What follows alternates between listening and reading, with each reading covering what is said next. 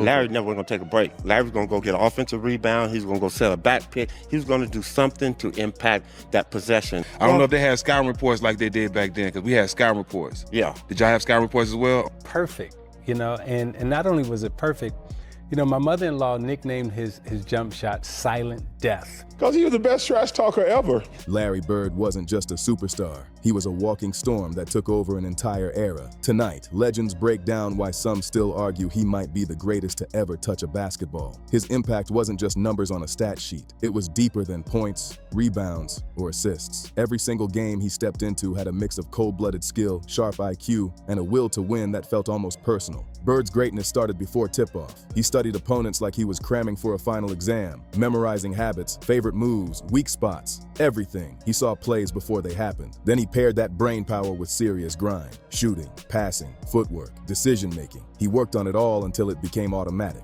What looked smooth and easy on TV was built from hours of obsession. Defenders thought they were ready, until they realized he was 3 steps ahead. What really separated Bird wasn't just talent. It was how steady he stayed when the lights were the brightest. Clutch shots, last-second passes, pressure moments. He didn't flinch. He controlled tempo like a puppet master, slowed the game down, then sped it up when it suited him. If you had a weakness, he found it. If you made a mistake, he made you pay. Scoring, rebounding, setting up teammates. He could run the whole show and still make it look casual. That's why so many legends say his instincts were on another level. People still debate if anyone has matched that total control. Bird had a presence that hit the room before he even touched the ball. Cedric Maxwell remembers how that aura alone demanded respect. Maxwell once recalled a moment with Pete Maravich when Bird was double-teamed and Maravich suggested he pass. Bird fired back. If Maravich were any good, he wouldn't be double-teamed. That confidence wasn't for show. That was just how he moved. Even when he wasn't scoring, Bird owned the floor. Maxwell saw how his timing and vision froze defenders in place. Teammates trusted him without thinking. Opponents adjusted just because he was standing there. That moment wasn't about ego, it was about authority. Bird didn't beg for respect, he took it. Every look, every fake, every pause forced defenders to second-guess themselves. That mental edge, that's rare. Pete passes the ball to Larry. Pete's man runs down and double teams Larry. Larry puts some fucked up shot. It goes astray. He's got to get one. Set up to isolate a forward. And we come back to the bench, and Pete goes, Larry, you're being double teamed, man. You got to pass the ball. And Larry looked up and said, if you were any fucking good, there would be double teaming me. Playing with Bird wasn't easy either. You had to match his fire every night or get left behind. Michael Cooper, one of the league's top defenders, built his name on discipline and effort. But even Cooper admits guarding Bird was a whole different battle. Cooper remembers Bird once called him the best player he ever faced. That respect went both ways, but it didn't make the matchup any lighter. Facing Bird drained you. Not just your legs, your mind too. He floated across the court, popping up in spots you didn't expect. 1 second he's on the wing, next second he's cutting back door, then he's pulling up in your face. Cooper said Bird was the toughest because he felt like he was everywhere at once. You couldn't relax for even a second. One small slip and he made it count. People ask me all the time, who's the hardest player? And I always say him because I played against Michael Jordan, George Gervin, Andrew Toney. And those guys, when they pass the ball, they have a tendency to take a break for a second. Larry never was going to take a break. Larry was going to go get an offensive rebound. He was going to go set a back pick. He was going to do something to impact that possession. So that's why he was the hardest. He's about, what, 6'8", 6'9"? 6'9". Bird's dominance wasn't about flashy hype. It was about constant pressure, full court awareness, mental chess. He bent defenses until they cracked. Every possession demanded your full attention. By the final buzzer, defenders were worn out and humbled. That's why his name still carries weight today. Larry Bird didn't just compete, he controlled the entire battlefield every time he stepped on it. Bernard King built his name as one of the NBA's purest scorers. Strong, skilled, fearless under pressure, he could get a bucket from anywhere. But even with all that firepower, King admitted Larry Bird was his toughest matchup. Facing Bird wasn't just about getting around a defender. It felt like stepping into a chess match where the other guy already knew your next move. King said Bird controlled everything. He wasn't just standing in your path. He was steering the entire game. He read your first step, predicted your counter, and punished hesitation instantly. Guarding him took more than hustle. It demanded sharp focus, constant awareness, and serious stamina. Bird's mix of IQ and skill made him slippery. Try to attack a mismatch, he was there. Find open space, he closed it. 1 second of doubt, and he flipped the play on you. Well, Bird, I couldn't defend Bird at all.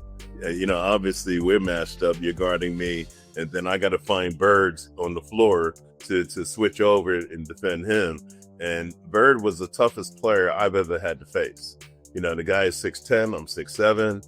He can pass over the top of me, put the ball on the floor. He's a great rebounder and obviously a great scorer. And so Bird, for me, was the toughest matchup I ever had during the course of my career. Every possession felt heavy with Bird on the floor. King could feel it. The Celtics star dictated how defenders shifted, how plays unfolded, even how teammates reacted. It wasn't loud, it wasn't flashy, it was control. King realized fast that raw talent alone wouldn't solve the Bird problem. You had to outthink him, and that was the real challenge. Bird's edge went way beyond physical tools. It was mental warfare. He kept opponents slightly off balance the entire time they shared the court. A look here, a fake there, a perfectly timed cut. He didn't just compete, he ran the show. That's why so many players from that era still speak on his name with a different tone. Charles Barkley made a career bullying defenders with power and athleticism. He attacked the rim like it owed him money, but even Barkley admitted Bird could get under your skin. Bird had this calm control that forced everyone else to adjust to him. Then came the moment that turned into legend. Before the three-point contest, Bird looked around and asked, "Who's coming in second?" That wasn't trash talk. That was a warning. That line stayed with Barkley. Because facing Bird wasn't just about competing. It was about proving you belonged on the same level. And most nights, players realized they didn't. Bird's presence shifted the whole vibe of a game. In that contest, nobody stood a chance. He didn't just shoot. He owned the moment. Because he was the best trash talker ever. So Leon Wood was one of my teammates. And we're sitting in the locker room getting ready for the three-point shooting contest. And I was kind of just talking to Leon, trying to calm him down, and we had all these three-point shooters in there.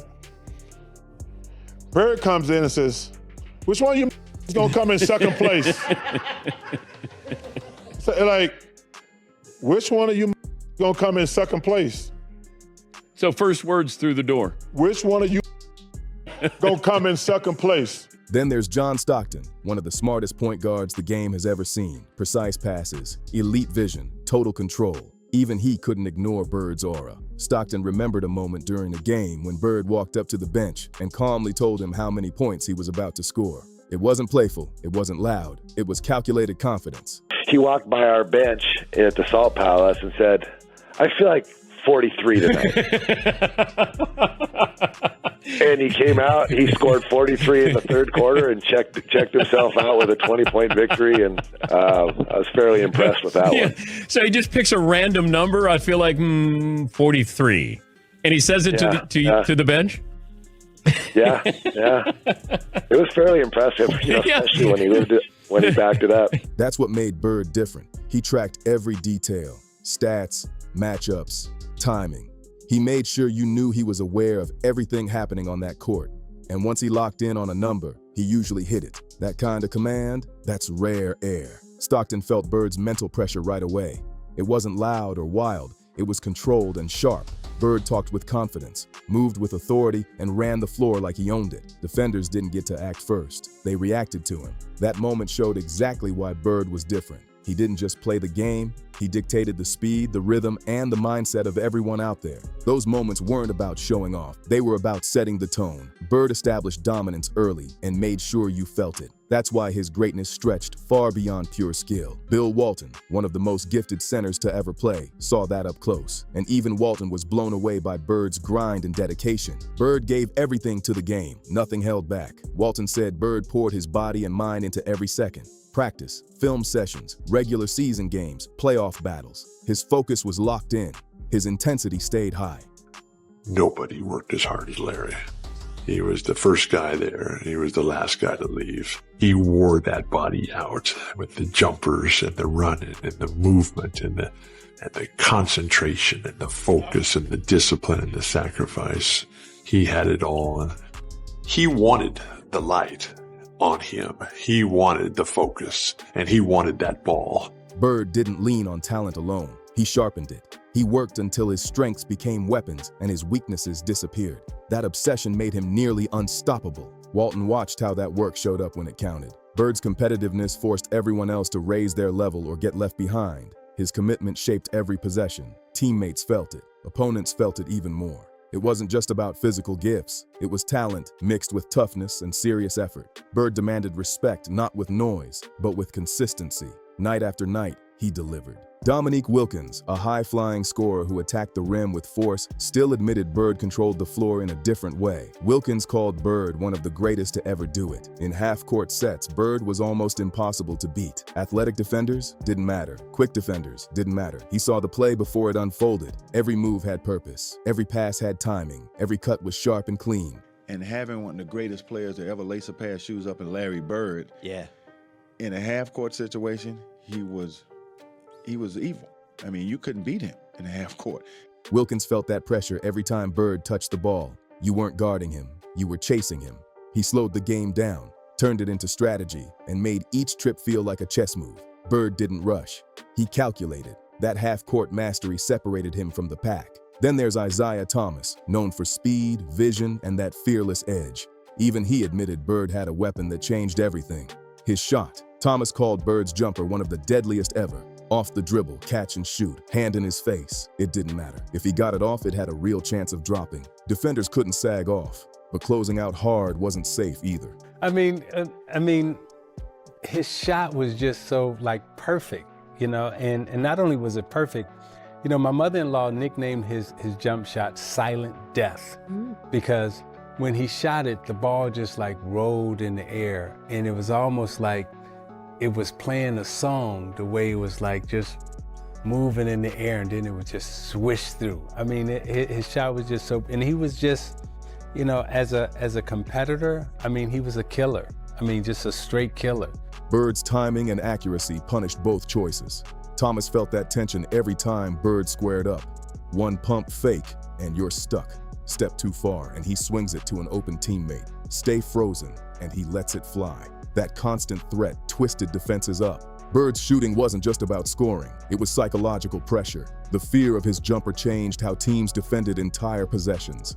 He made defenders hesitate, overthink, and second-guess themselves. That edge, mental and physical, turned him from a great shooter into a nightmare matchup. From deep range to tight windows, Bird's shot carried weight. And that's why his name still echoes when people talk about the most dangerous players to ever step on a court. Phil Jackson built his legacy on understanding every layer of basketball strategy, and even he pointed to Larry Bird as the ultimate all-around weapon. Bird blended skill, IQ, and competitiveness in a way that almost looked unfair. Jackson called him a complete player, and he meant it. Score from deep, thread a perfect pass, crash the boards, lock in on defense. And while doing all that, he controlled the entire rhythm of the game. Larry Bird, Magic Johnson. Wow.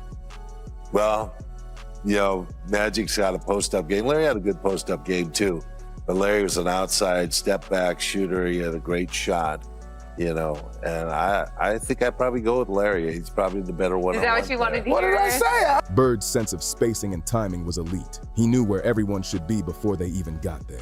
That awareness lifted his teammates. Guys played smarter around him. Cuts were sharper. Shots were cleaner. Confidence was higher. Jackson saw that Bird's greatness wasn't locked into stats. It was in how he bent the game to his vision. His versatility and basketball IQ allowed him to dominate any situation. Slow half-court battle, he thrived. Fast-paced run, he adjusted. Tight fourth quarter, he took over. Opponents had to account for every fake, every look, every move.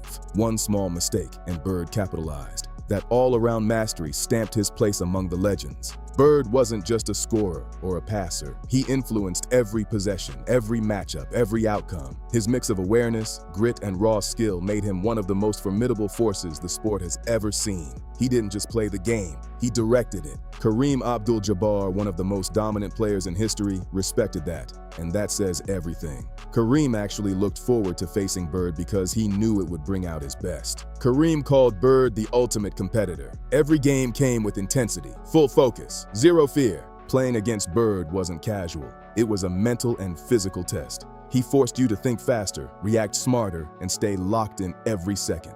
Kareem admired how Bird mixed intelligence with fire. He read the floor like a grandmaster, predicted movement, and made split-second decisions that left defenders scrambling. I remember the game he played against the Lakers the first year that the Celtics won the World Championship with him on the team.